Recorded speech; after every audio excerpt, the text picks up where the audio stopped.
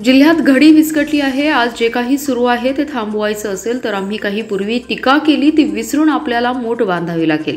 जयंत पाटलांना सगळ्या लोकांना घेऊन पुढे गेलं पाहिजे। जी घडी विस्कटली आहे ती तुम्ही बांधली पाहिजे अशी जाहीर विनंती माजी आमदार विलासराव जगताप यांनी भाषणातून व्यक्त केली आहे। जत तालुक्यातील संख येथील कार्यक्रमात ते बोलत होते। यावेळी व्यासपीठावर खासदार शरद पवार, खासदार विशाल पाटील, आमदार जयंत पाटील यांच्यासह मान्यवर उपस्थित होते। यावेळी बोलताना विलासराव जगताप म्हणाले, या जिल्ह्यात राजाराम बापूंच्या नावाने आपण पक्ष चालवला। जयंत पाटलांना विनंती आहे की सगळ्या लोकांना सांभाळून घेण्याचं काम तुम्हाला करावं लागेल। झालं गेलं विसर, आज नव्याने जिल्ह्यात जी घडी विस्कटली आहे ती बांधली पाहिजे। जिल्ह्यात जे काही आज सुरू आहे ते थांबवायचे असेल तर मागचं सगळं विसरावं लागेल। आम्ही कोणाविरुद्ध पूर्वी बोललो असेल ते विसरून आपल्याला मोठ बांधावी लागेल अशी विनंती माजी आमदार विलासराव जगताप यांनी केली आहे। माझी एक विनंती आहे, या जिल्ह्यामध्ये राजाराम बापूच्या नावाने आपण पक्ष चालवला।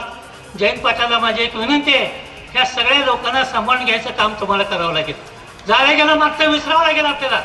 आज नव्यानं आज जिल्ह्यामध्ये घडी विस्कटलेले, आज विशाल पाटील पण इथे आहेत, रोहित पाटील आहेत, अरुण जाड आहेत, सगळे जिल्ह्यातले दिग्गज मंत्री आहेत। या निमित्तानं माझी एक सगळ्याला विनंती आहे, ही जी गडबड चालू आहे जिल्ह्यातील, ही जर गडबड थांबवायची असेल तर मागचं आपण जरा विसरलं पाहिजे। आम्ही कोणाच्यावर प्रचार केले, कोणाचं नाव ठेवलेलं असतं, परंतु येणाऱ्या जिल्हा परिषद पंचायत समितीच्या काळामध्ये हे सगळं विसरून जिल्ह्याची पुन्हा एकदा मूठ बांधावी अशा प्रकारची विनंती जिल्ह्यातल्या दिग्गज माणसांना करतो। आणि पुन्हा एकदा पुतळा अनावरण प्रसंगी या ठिकाणी पवारसाहेब आले, त्यांनाही मनापासून अभिवादन करतो आणि त्यांनाही मनापासून मी धन्यवाद देऊन या ठिकाणी रजा घेतो। जय